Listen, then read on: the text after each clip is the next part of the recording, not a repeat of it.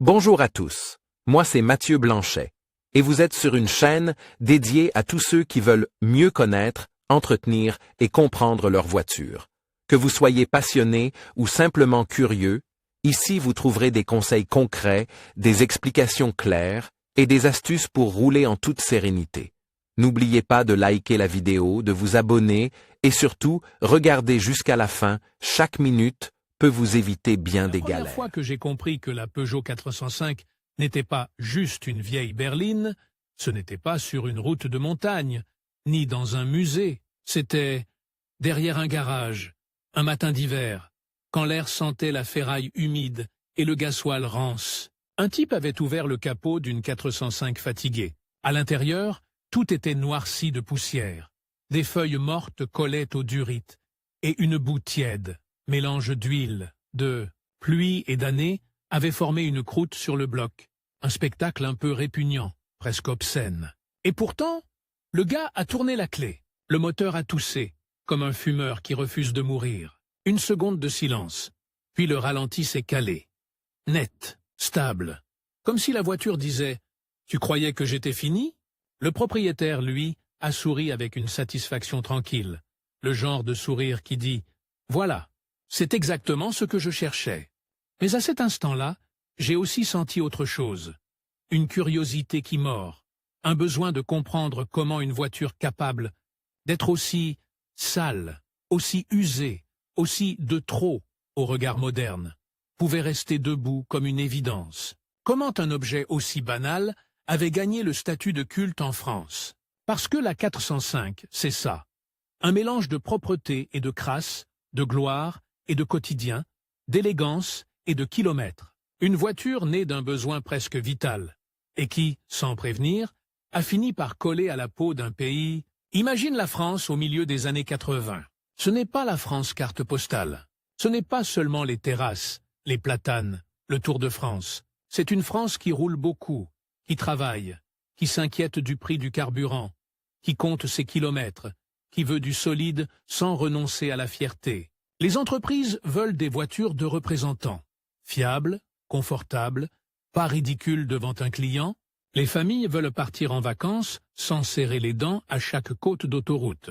Les taxis veulent un outil, une machine qui encaisse la ville, les bagages, les démarrages à froid, les arrêts toutes les 5 minutes. Et puis, il y a une tension invisible, le goût français pour les berlines. Une berline, ici, ce n'est pas qu'un format, c'est une promesse. La promesse qu'on peut être moyen en prix, mais digne en allure, qu'on peut être rationnel, mais pas humilié.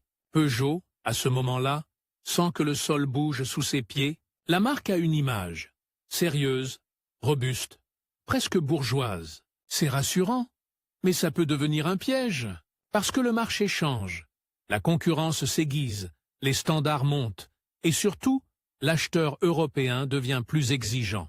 On ne pardonne plus une voiture bruyante, on ne pardonne plus une tenue de route molle, on ne pardonne plus une silhouette qui vieillit mal. Et Peugeot le sait, la prochaine familiale centrale de la gamme doit être plus qu'une remplaçante. Elle doit être un signal, un marqueur, une voiture qui dit « on a compris l'époque ». Dans les concessions, il y a un problème qui revient comme une phrase qu'on n'ose pas dire à voix haute. Il manque quelque chose entre les modèles. Il manque une berline moderne, équilibrée, qui parle à la France entière. La Peugeot 305, c'est une valeur connue, mais elle commence à sentir le passé. Elle a servi, oui, elle a rendu des services. Mais l'acheteur de la fin des années 80 ne veut plus seulement une voiture. Il veut une voiture qui ne fait pas vieille au bout de 3 ans. Et au-dessus, il y a des grandes berlines, des routières, avec leur qualité. Mais le cœur du marché, lui, bat dans un segment précis. La familiale moyenne, suffisamment grande pour tout faire, suffisamment compacte pour la ville et suffisamment classe pour être montrée sans honte. Regarde autour, Renault pousse fort, les Allemandes montent en réputation et l'Europe se remplit de berlines efficaces. C'est l'époque où l'aérodynamique devient une obsession, pas seulement pour la vitesse, pour la consommation, le bruit, la stabilité. La carrosserie, désormais, n'est plus une simple coque, c'est une arme. La 405 naît dans cette obsession-là. Faire mieux que correct, faire mieux que ça suffit, faire une voiture qui coupe l'air, qui donne l'impression d'avancer même à l'arrêt. Une voiture qui ne se contente pas d'être utile, mais qui donne envie. Et là, un détail important. En France, le diesel n'est plus un truc de camionneur. Il se transforme en solution nationale. Ce n'est pas glamour, le diesel. Ça sent fort, ça claque, ça tâche les mains. Il y a un côté presque désagréable. Un côté atelier, station-service, main noire. Mais il y a aussi un côté irrésistible. L'autonomie, l'économie, la capacité à avaler des kilomètres sans ruiner son propriétaire. Le pays se met à rêver de voitures qui boivent moins, qui durent plus, qui travaillent dur. Et Peugeot comprend que si elle veut régner sur les routes, elle doit offrir une berline qui accepte cette réalité sans devenir triste. Parce que la tristesse, c'est le vrai danger. Une voiture trop utilitaire devient invisible. Et l'invisible ne devient jamais culte. Alors l'objectif se dessine. Créer une berline qui répond à des besoins très concrets. Place, fiabilité, sobriété, confort, tout. En injectant quelque chose de plus rare. Une forme de désir. Pas un désir tapageur. Pas le désir de la voiture de sport inaccessible. Un désir quotidien, presque silencieux. Le désir de se sentir bien. De se sentir au niveau. D'avoir un objet qui tient sa promesse. Mais il y a un autre besoin, plus profond. Presque politique au sens large, redonner à Peugeot un rôle de référence. Dans l'imaginaire français, Peugeot est une marque qui sait faire des voitures, mais il faut le prouver à nouveau. Sur un marché qui ne pardonne pas l'ennui, la future berline doit être assez élégante pour séduire sans crier, assez moderne pour durer dans le regard, assez solide pour devenir une compagne de vie, assez agréable à conduire pour qu'on en parle avec émotion, pas seulement avec chiffres. Et c'est là que l'histoire prend un virage intéressant. Pour créer un futur culte, il faut d'abord accepter la pression du banal. La 405 est pensée pour être partout, pour être la voiture des parkings d'entreprise, des routes nationales, des départs en vacances, des retours tardifs sous la pluie. Être partout, c'est risquer de n'être nulle part dans le cœur. Et pourtant, Peugeot va parier sur une idée dangereuse. Si on fait une voiture tellement juste, tellement bien placée, tellement accordée à la vie réelle, alors les gens finiront par s'y attacher, comme à une chanson qu'on entend partout et qu'on finit par aimer malgré soi. Puis qu'on aime à cause de ça. La France est un pays où l'on se raconte beaucoup d'histoires autour des voitures, même quand on prétend s'en moquer. Il y a les histoires de départ en vacances, avec la banquette arrière pleine de sacs. Les histoires de déménagement où l'on pousse la voiture jusqu'à la limite du raisonnable, les histoires de nuit sur l'autoroute, où l'on suit les feux arrière d'un camion comme un fil d'Ariane, les histoires de pluie, de brouillard, de route blanche, et ce moment où l'on remercie intérieurement sa voiture de ne pas avoir décroché. La 405, avant même d'exister, est destinée à devenir le décor de ces scènes. Et le décor, parfois, devient le personnage principal sans qu'on s'en rende compte. Mais attention, à ce stade, rien n'est gagné. Parce que les années 80, c'est aussi l'époque où une voiture peut être tuée par un seul défaut. Une corrosion trop rapide, un intérieur qui vieillit mal, un moteur capricieux, une réputation qui se fissure. Le marché est cruel. Il suffit d'un problème répété, d'une série qui tombe mal, d'un article assassine, et une berline prometteuse devient une blague nationale. Peugeot le sait. Il faut viser haut, mais sans tomber dans la fragilité. C'est là que le besoin devient presque une obsession d'équilibre. Pas trop cher, mais pas cheap. Pas trop sophistiqué, mais pas dépassé. Pas trop sportive, mais pas mollassonne. Pas trop grande, mais assez pour être une vraie familiale. Ce mot, assez, est trompeur. Il sonne tiède. En réalité, c'est le mot le plus difficile de l'industrie automobile. Parce que assez, ça veut dire satisfaire la majorité sans trahir l'identité. Et quand on vise la majorité, on marche sur une corde raide au-dessus du ridicule. Au même moment, l'image sociale de la voiture change. Avant, on achetait une voiture pour 10 ans sans trop se poser de questions. Maintenant, on commence à comparer, à feuilleter des brochures, à écouter les voisins, à vouloir le bon choix. La 405 devra être ce bon choix, qui ne fait pas rêver seulement sur le papier, mais qui donne, au quotidien, la sensation d'avoir été plus malin que les autres. Et c'est ici que le futur culte s'annonce, presque en secret. Une voiture devient culte quand elle dépasse sa fiche technique. Quand elle est associée à une période, à une ambiance, à une certaine idée de la vie, la 405 doit capturer la fin des années 80 et le début des années 90. Un moment où la France se modernise sans être encore numérique. Et où l'on vit encore avec des objets mécaniques, où l'on connaît le bruit de sa voiture comme on connaît la voix d'un proche. Un moment où l'on peut tomber en panne, mais où l'on peut aussi réparer, où l'on peut encore mettre les mains dedans, où l'on sent l'huile et le métal, et où cela fait partie du paysage. Et si tu veux comprendre pourquoi cette voiture deviendra culte, il faut regarder un autre besoin, plus intime, le besoin de confiance. La confiance, c'est ce qui manque quand on vit vite. Quand on travaille beaucoup, quand on traverse le pays, on veut un objet qui ne trahit pas. Et cette promesse-là, quand elle est tenue pendant des années, crée une forme de gratitude. La gratitude, elle, se transforme en légende. Peugeot a donc un défi. Fabriquer une voiture qui sera assez présente pour devenir un souvenir collectif, assez robuste pour devenir un compagnon de route, et assez désirable pour être choisi même quand on peut acheter autre chose. Et il y a un dernier élément, presque cruel, qui pousse à la naissance de la 405. La fierté nationale face aux modèles étrangers. Sans le dire trop fort, beaucoup de conducteurs français veulent une voiture française qui ne donne pas l'impression de faire des compromis. Ils veulent une berline qui puisse tenir tête à l'idée allemande de la rigueur, à l'idée italienne du style, à l'idée française du confort, en réunissant tout ça dans un même corps. Voilà le besoin réel, une synthèse, pas un symbole abstrait, une synthèse roulante, concrète, quotidienne. Et c'est précisément là que l'histoire devient dangereuse, parce qu'une synthèse ratée donne un monstre, une voiture sans âme. Peugeot va donc devoir faire quelque chose de rare, créer une voiture conçue pour être normale, mais construite comme si elle devait être jugée par l'histoire. Dans la prochaine partie, on va entrer dans la salle des décisions. Le dessin, les choix techniques, les compromis cachés, les paris silencieux, et les moments où tout aurait pu basculer. Parce que la 405 n'est pas née d'un seul coup. Elle a été fabriquée comme on forge une lame, avec de la précision, et avec le risque permanent qu'elle casse au refroidissement.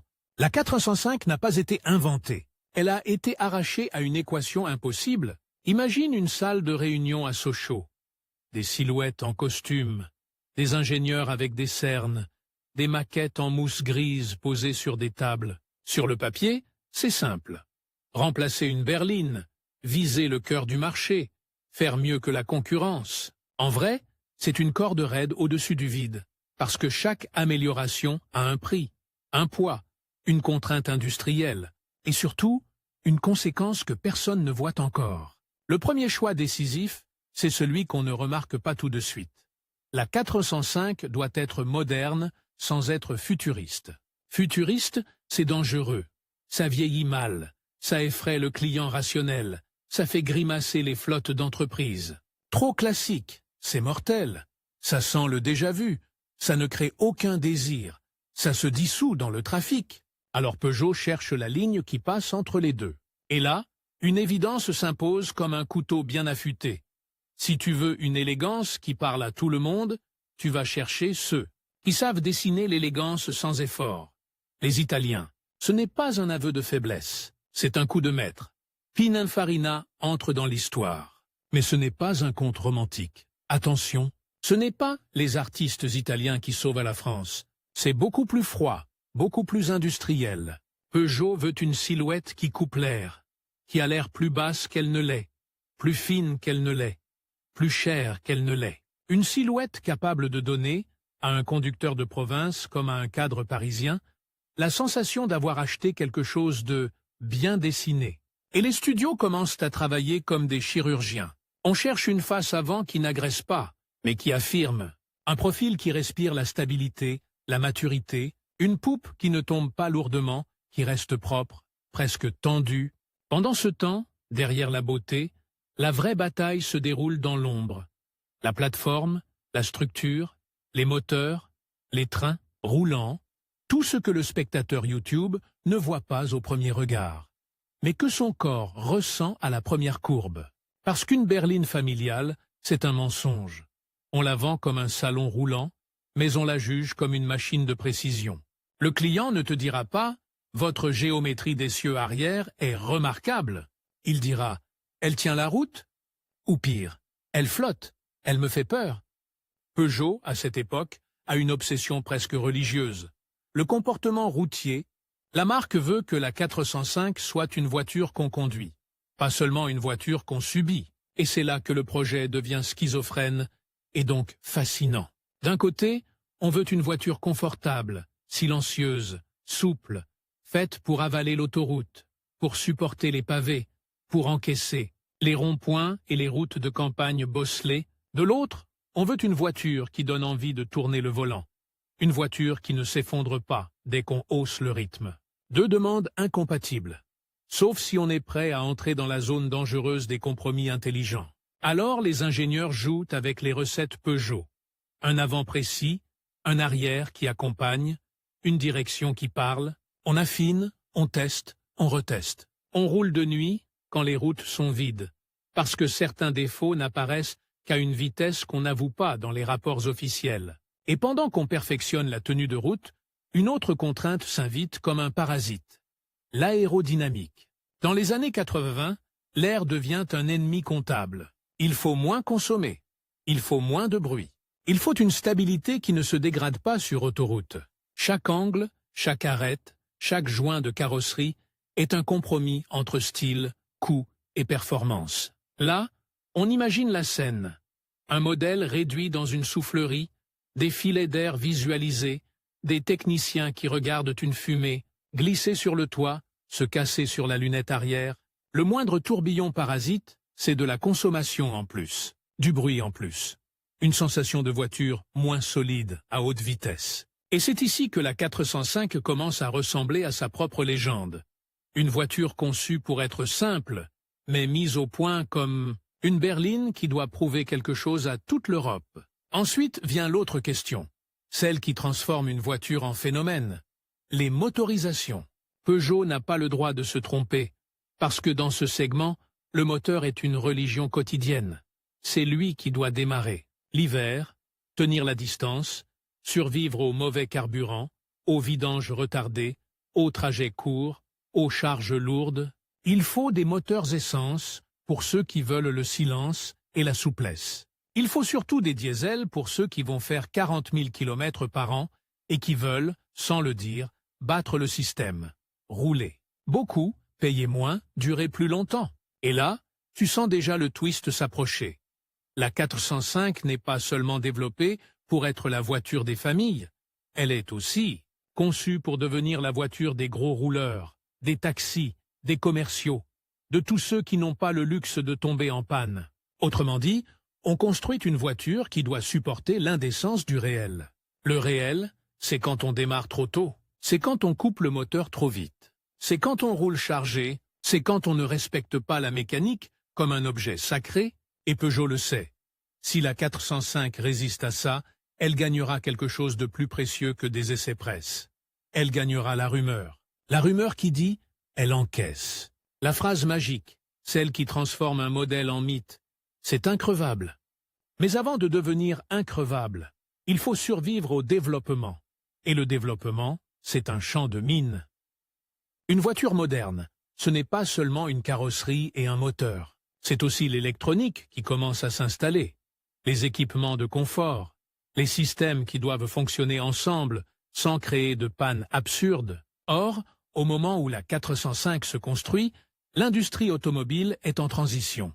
On veut plus d'équipements, mais on n'a pas encore l'expérience de fiabiliser tout ça comme on le fera plus tard. C'est là que les ingénieurs vivent une peur sourde, le défaut invisible. Le défaut qui n'apparaît qu'après 30 000 km, le défaut qui fait parler les clients, le défaut qui colle au modèle comme une odeur. Alors, on torture des prototypes, on les envoie sur des routes cassantes, on les fait rouler par temps extrêmes, on cherche la faiblesse. Et parfois, la faiblesse est humiliante. Un bruit parasite, une garniture qui se décolle, une vibration dans la colonne de direction. un joint qui fatigue trop vite. Rien de spectaculaire. Mais un millier de petites humiliations peuvent tuer une voiture. Et pourtant, c'est là que la 405 gagne son caractère. Dans cette obsession de corriger les détails qui n'intéressent personne. Au jour où ça évite un problème à des centaines de milliers de conducteurs. Puis vient un moment que peu de gens imaginent, la guerre de l'intérieur. Pas l'intérieur au sens de salon, l'intérieur au sens de psychologie. Parce qu'une berline familiale, c'est aussi une scène de vie.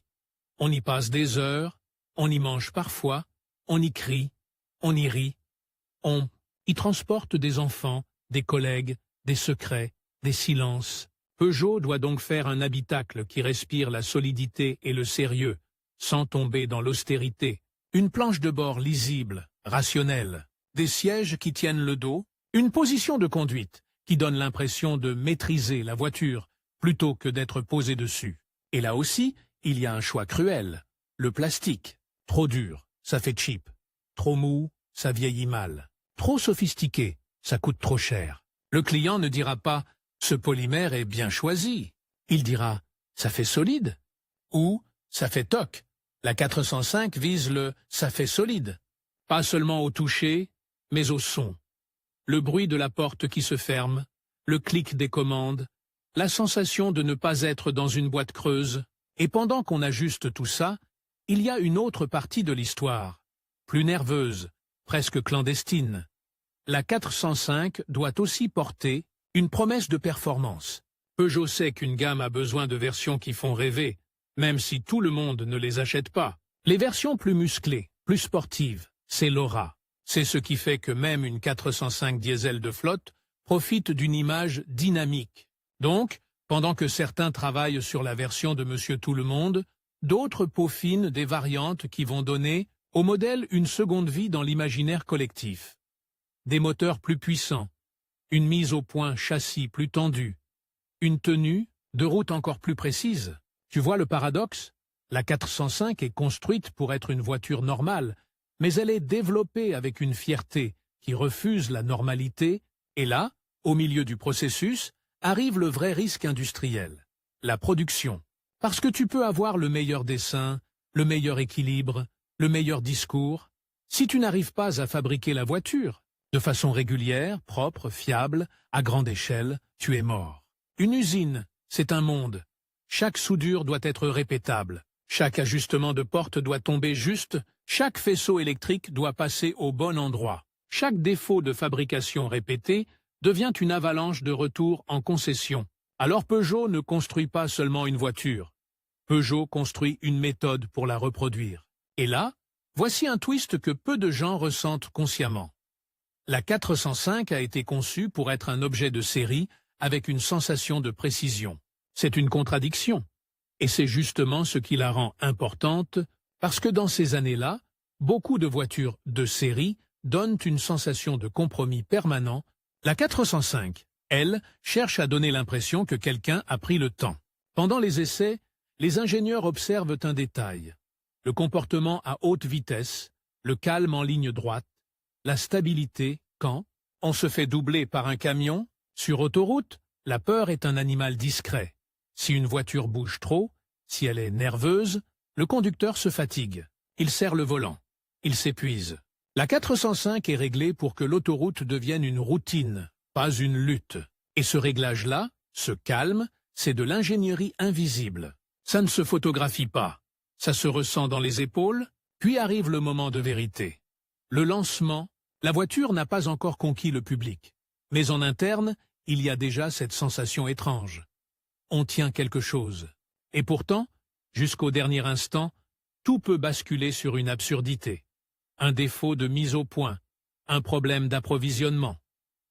Une décision de dernière minute sur un équipement, une pression financière qui force à retirer un élément de qualité, c'est ça, le développement d'une voiture. Un roman où la tragédie est toujours possible, même quand l'histoire semble logique. Alors Peugeot verrouille.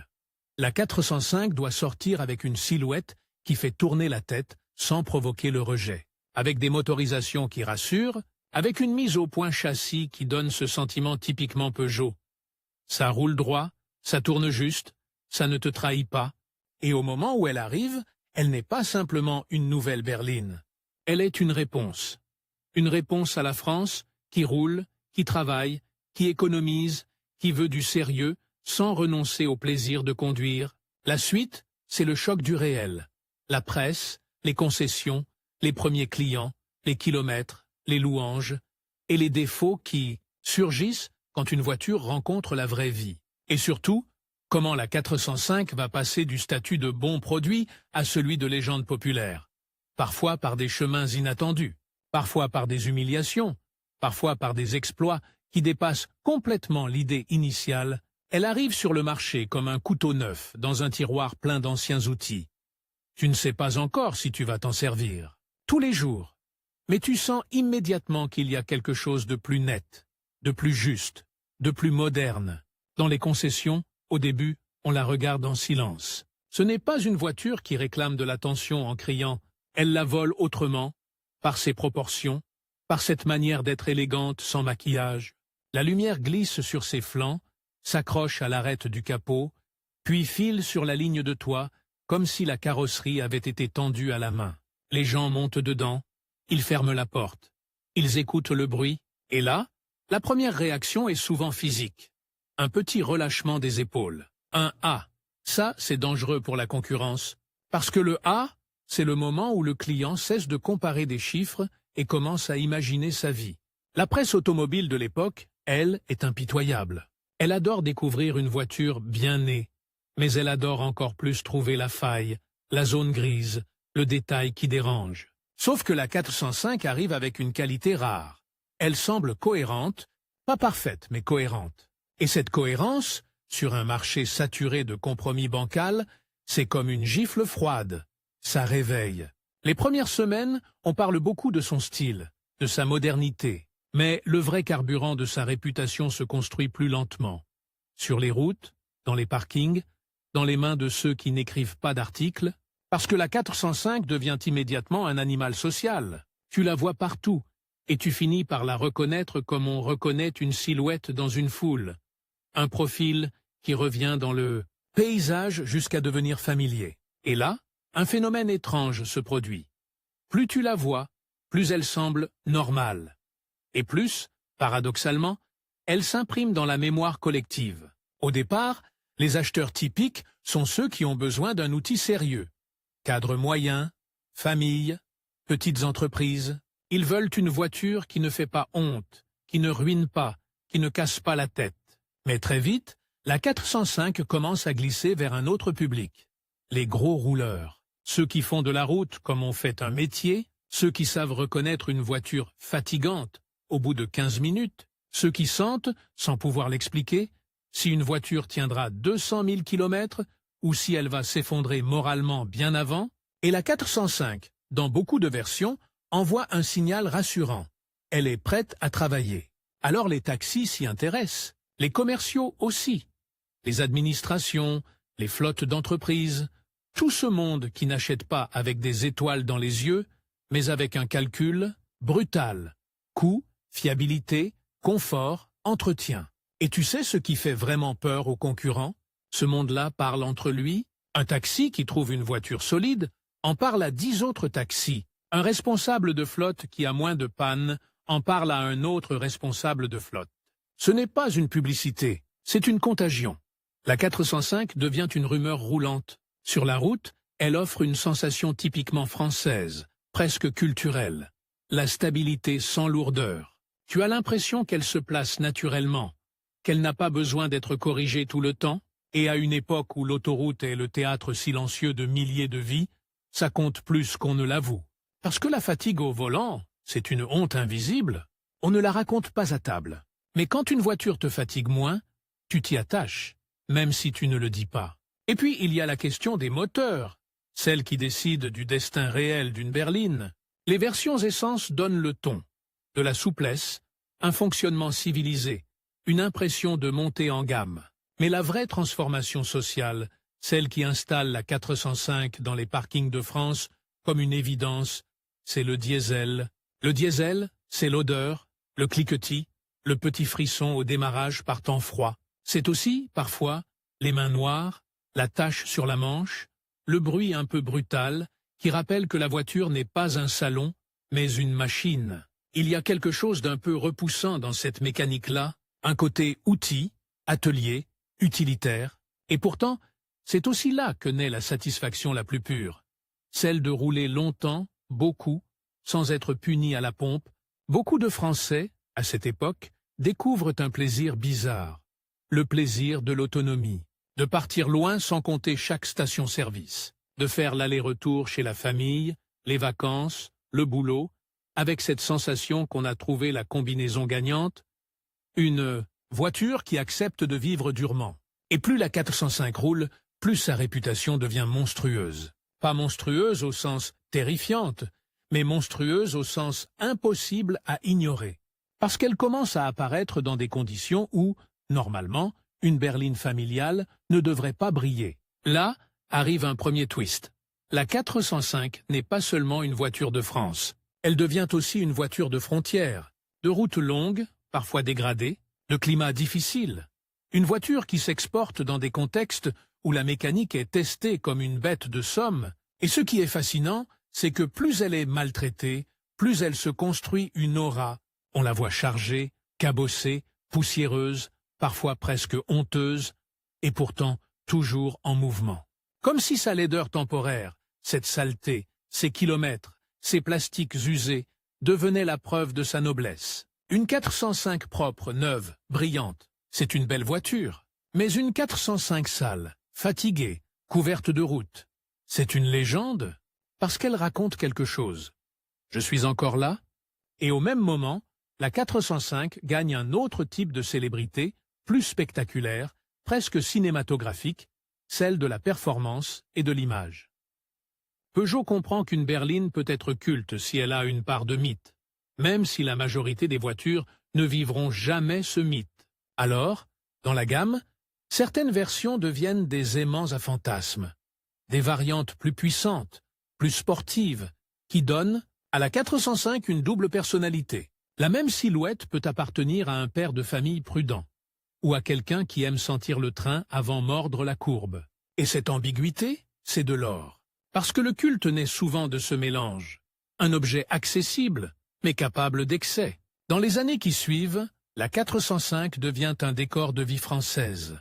Tu la vois dans les rues de banlieue le matin, avec la buée sur les vitres, tu la vois sur les nationales, dans les fils vers le sud, avec des valises et des enfants à l'arrière. Tu la vois sur les parkings de supermarchés, parfois avec une portière qui grince, parfois avec une antenne tordue, parfois avec cette odeur de tabac froid qui colle au tissu. Elle n'est pas glamour, elle est vraie, et c'est là que sa célébrité devient presque choquante.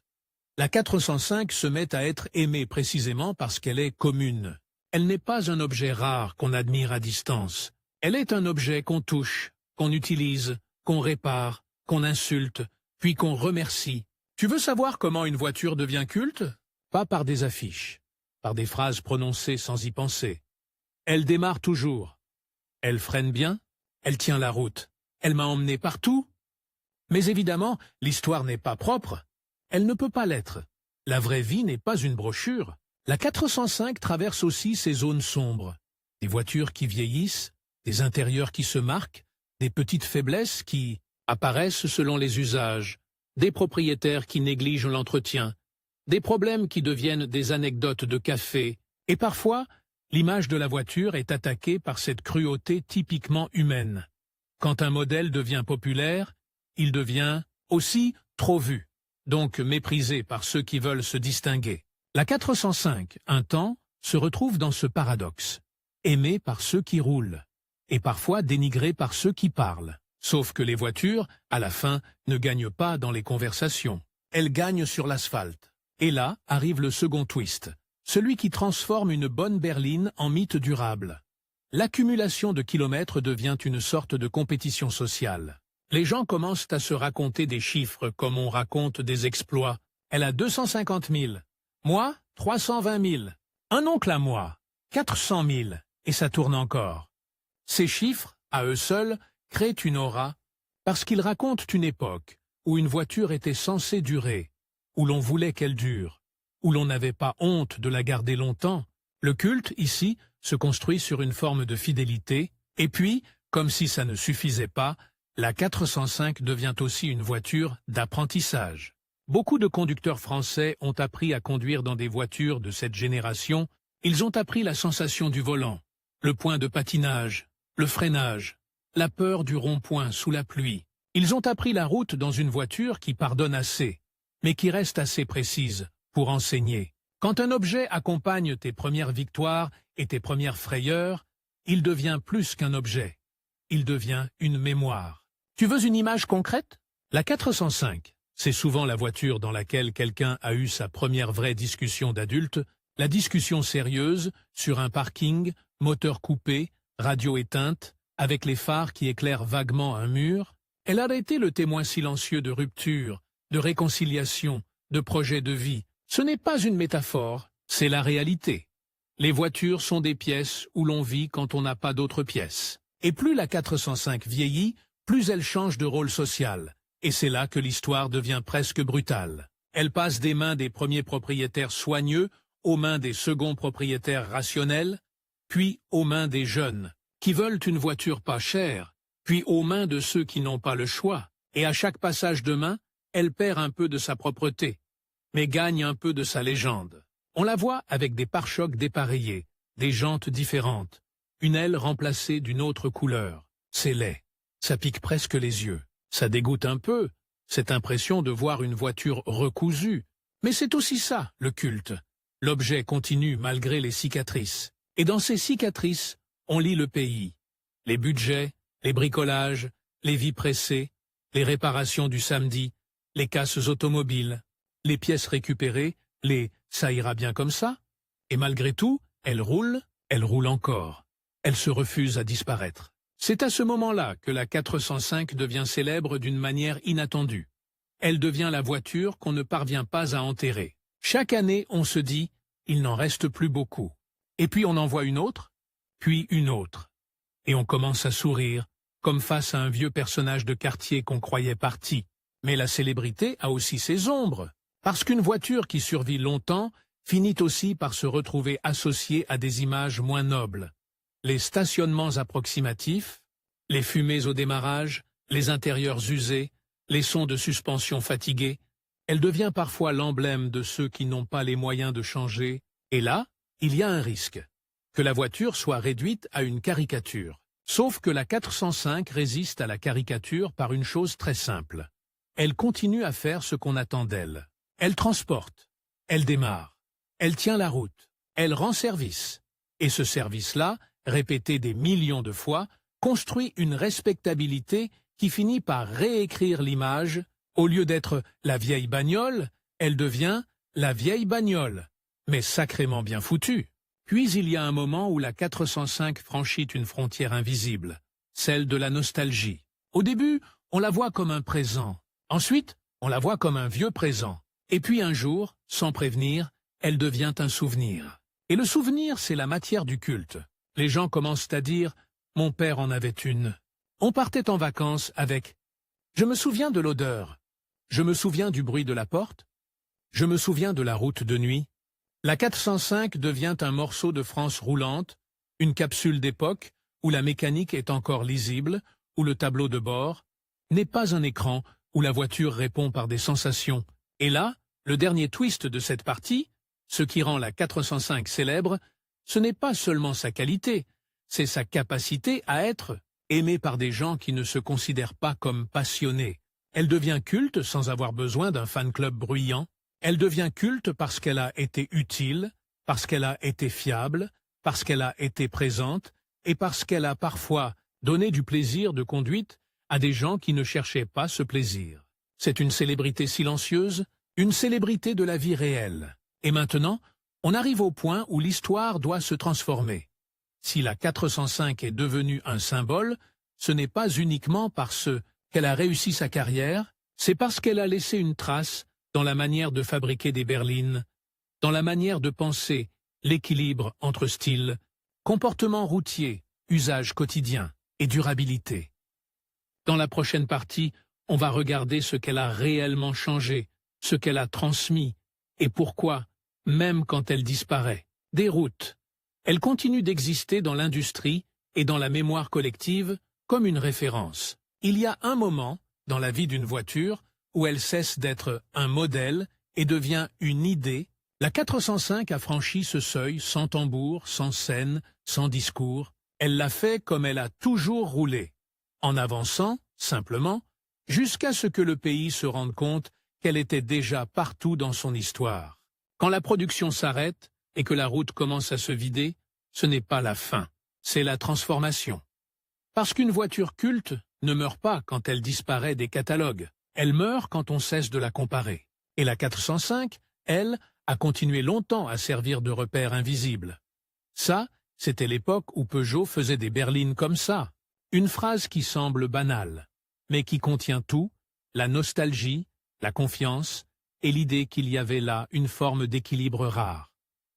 Ce que la 405 a apporté à l'industrie, ce n'est pas un gadget, ni une technologie isolée qu'on peut pointer du doigt comme un trophée. C'est plus puissant et plus insidieux. Elle a rendu normal un certain niveau de maturité, elle a montré qu'une familiale de grande diffusion pouvait être élégante, sans être fragile, stable, sans être ennuyeuse, confortable, sans être molle. Elle a imposé une exigence d'ensemble, et ça, c'est une contribution que les gens ne voient pas immédiatement, mais que les constructeurs sentent comme une pression. Après, une voiture comme ça, on ne peut plus revenir à une berline juste correcte sans se faire punir. La 405 a aussi consolidé une recette devenue presque française. Le plaisir de conduite dans le quotidien. On parle souvent de voitures sportives quand on parle de conduite. Mais la vraie révolution, c'est quand une voiture qui n'est pas un jouet devient agréable. Quand tu peux prendre une bretelle d'autoroute, une nationale humide, un rond-point mal éclairé, et sentir que la voiture comprend. Ce langage-là, cette sensation d'un châssis bien accordé, a été une marque de fabrique Peugeot, mais la 405 l'a rendue accessible. À une masse énorme de conducteurs, elle a démocratisé une forme de tenue de route intelligente, et c'est une chose qui se transmet. On ne peut pas la désapprendre. Une fois que des centaines de milliers de gens ont goûté à une voiture qui se place bien, ils deviennent plus difficiles, même s'ils ne savent pas mettre des mots dessus. Ensuite, il y a le style. La 405 a prouvé qu'une berline française pouvait porter une élégance internationale, sans perdre son identité. Ce n'est pas une petite victoire. Dans une industrie où les lignes peuvent être caricaturales, soit trop sages, soit trop agressives, la 405 a incarné une troisième voie, la sobriété qui dure, et une ligne qui dure, c'est un pouvoir énorme, parce qu'elle continue à paraître juste quand d'autres silhouettes deviennent datées, presque embarrassantes. Tu as déjà eu cette sensation? Voir une voiture d'une époque et te dire « elle est vraiment vieille », et puis en voir une autre du même âge et te dire « elle tient encore ». La 405 appartient à la deuxième catégorie. Elle ne s'accroche pas au présent par magie. Elle s'y accroche parce qu'elle a été dessinée avec une retenue presque aristocratique. Pas de fioritures, pas d'effet de mode, une forme claire, propre, tendue. Mais si on parle d'héritage, il faut aller plus loin que l'esthétique et la conduite. Il faut parler de ce que la 405 a fait, au rapport des Français à la voiture utile. La 405 a participé à un basculement. L'idée qu'une voiture peut être un outil durable et respectable, qu'on peut avoir une voiture rationnelle et en être fier. Et ça, c'est culturel. Parce que dans d'autres pays, la fierté automobile s'exprime par le prestige, par la puissance, par l'excès. En France, la fierté peut être plus discrète. Elle peut être dans le bon choix, dans l'objet qui fait le travail sans trahir. La 405 a donné un visage à cette fierté-là. Et puis, il y a un héritage plus sale, plus brut, et donc plus vrai. La 405 a laissé derrière elle une montagne de souvenirs mécaniques. Des générations de garagistes ont appris à la connaître. Des apprentis ont mis les mains dedans. Des conducteurs ont appris à écouter un bruit, à sentir une vibration, à comprendre une voiture. Elle a été une école.